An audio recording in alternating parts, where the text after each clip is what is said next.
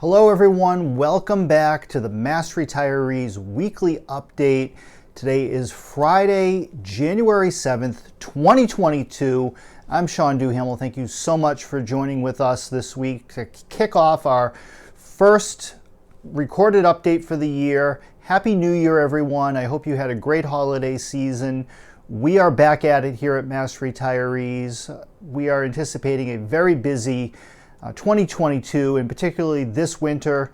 The congressional session just entered its second phase of their two-year session. The state legislature just entered its second phase of its two-year session. We have a lot of balls in the air. There's a lot going on that directly impacts you as a public retiree, that's important to you as a public retiree. So I hope you're tuning in every week. I hope you're enjoying these videos. I hope you're reading our newsletter and just getting the most out of your membership here at Mass Retirees. Now, there are a couple of different ways that you might be viewing this video. If you're seeing this either on Facebook or on YouTube, I want to remind you that if you are a Mass Retirees member, this video every week is emailed to all of our members. And included with that email, in addition to the video, is also a written report from me, really as a deeper dive into the types of things I'm talking about in this video.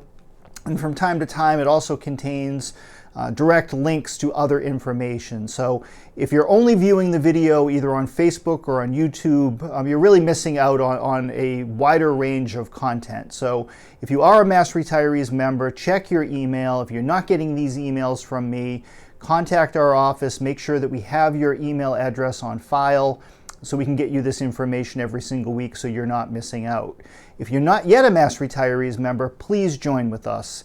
This is all about strength in numbers. We are only as strong and as effective as our membership allows. So the more members we have working together as part of this organization and standing together, the stronger your voice is going to be and the more we're going to be able to get done on your behalf. It's as simple as that. So if you are a retiree, please join. Or if you're an active public employee who's thinking about retirement or considering retiring in the near future, you can also subscribe to Mass Retirees. And your subscription gets you 6 annual editions of our newsletter, The Voice of the Retired Public Employee, as well as a subscription to these weekly messages, that you're getting all the same information that active retirees are getting to help you plan for your retirement. All of that information can be found on massretirees.com. That's www.massretirees.com. You can join right online. It's right on the right-hand margin. But with that, let me jump into the news of the week. First and foremost, we have a Teletown Hall event. It's our first event of 2022. That is coming to you a week from today, Friday, January 14th. The focus will be on the cost of living adjustment, the so-called COLA.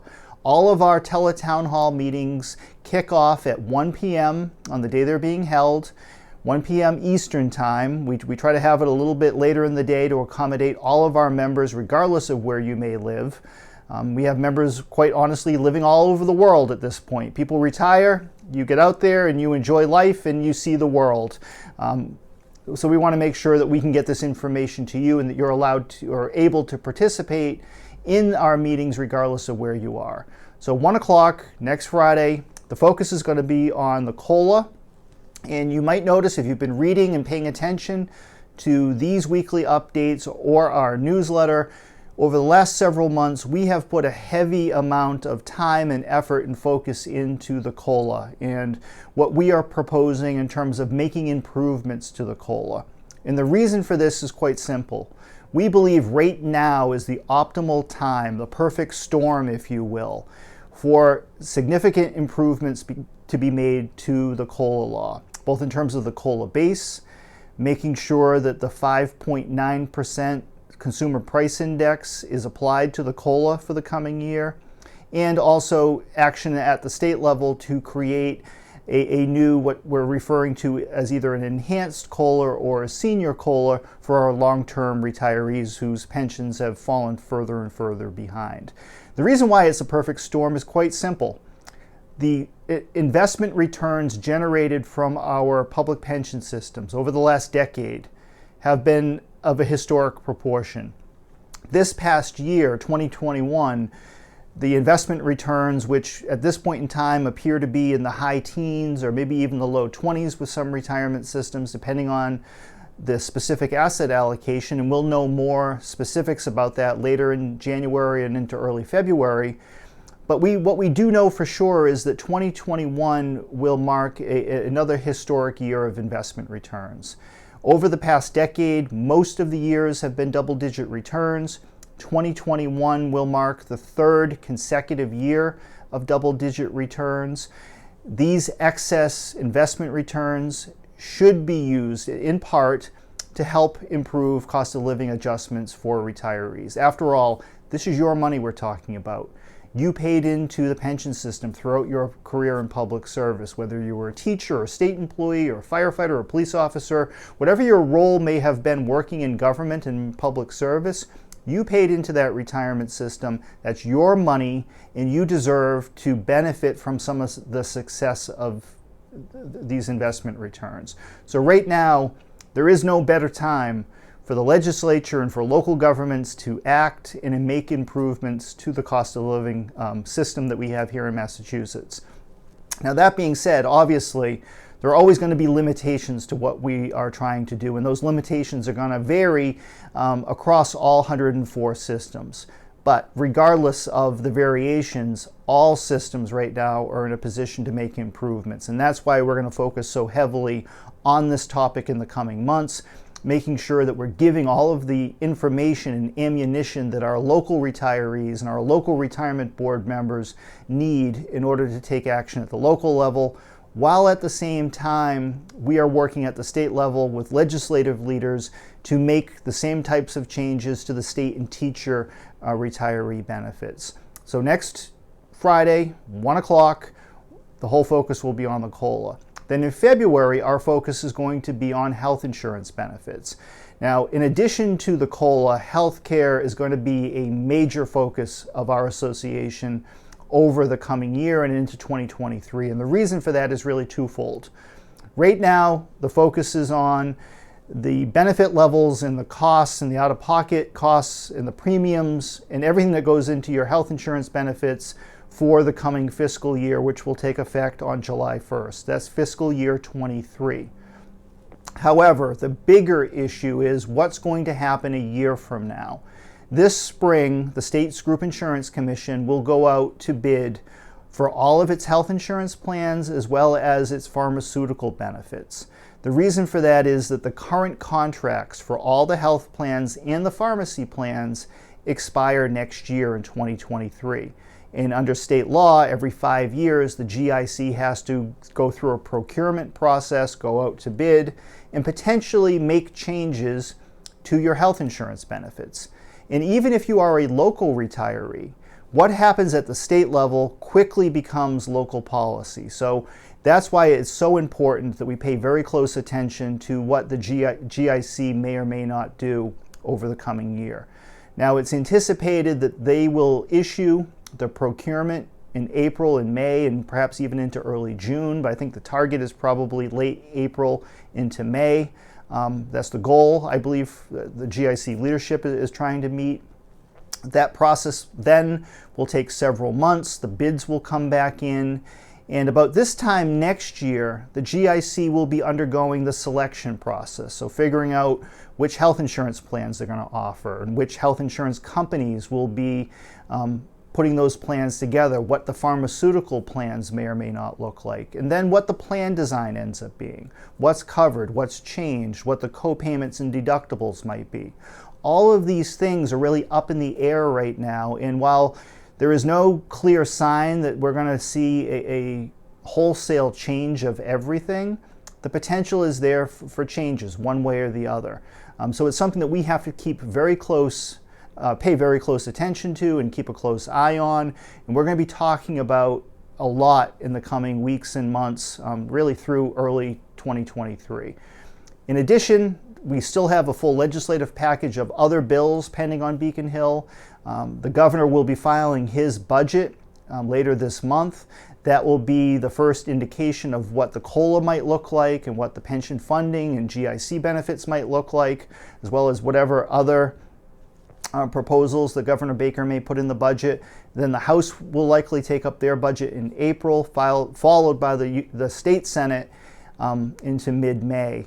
So it's going to be a very busy 4 or 5 months coming up for us just getting through that budget process, never mind everything else. And of course, at the federal level, we continue to work hand in hand, day after day, with our coalition partners spread all across the United States, with the shared focus and goal of either repealing or reforming both the windfall elimination provision and the government pension offset, the so-called WEP and GPO laws.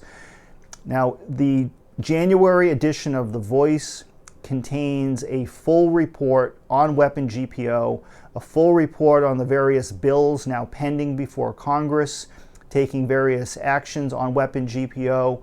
We give a complete rundown of the ins and outs of those proposals, as well as our analysis of where things stand, and a bit of a prediction, a sort of political crystal ball of how we see things playing out over the coming months. Our goal is to get the best deal possible we can for our members. That's it. And if that means full repeal of both laws, that's the ideal goal. Now, that would solve the problem.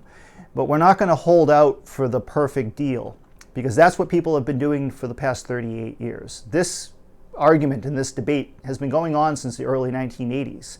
And here we are in 2022, and our members and 2 million public retirees across the country continue to suffer from the WEP law alone. So we need to cut the best deal possible, take some steps moving forward in order to provide relief for current retirees. But if this is something that you care about, continue to read the newsletter, focus on these weekly reports. The January edition of The Voice provides the most comprehensive and up-to-date report on where things stand with the WEP and the GPO that's available right now. So all that information is right there for you.